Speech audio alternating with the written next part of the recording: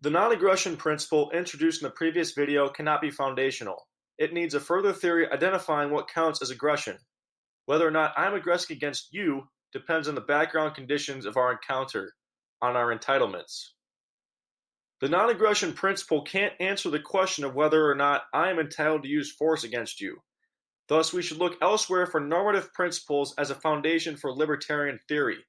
This video offers the idea of equality of authority to obligate as such a foundation. That none of us has any authority to lay obligation on others in a way that they cannot reciprocate has been a core principle in classical liberal thought since Locke. It applies to all who have the capacity to act rationally and provides the right sort of underwriting to the non-aggression principle. Either we both have the liberty of aggressing against each other, or neither of us does. The network of obligations within which we relate to others must be predicated on the equality of those obligations. Libertarian complaints about the unjust coercion by the state are always grounded on violations of the equality of authority. Those who write and execute laws prohibiting the use of drugs, Congress and DEA, claim authority to obligate us to abide by their rules.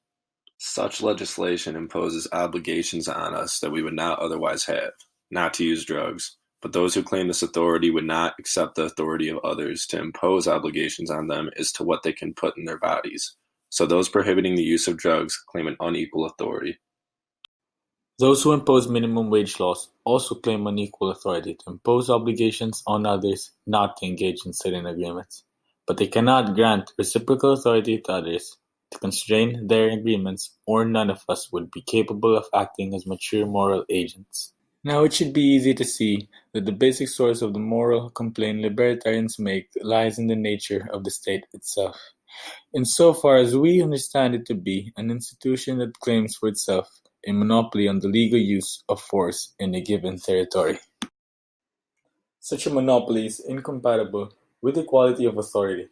It is premised on the assumption that some among us have an authority to obligate that is not reciprocated. So construed, the libertarian moral challenge is to the authority of the state itself. Next time, from virtue to liberty.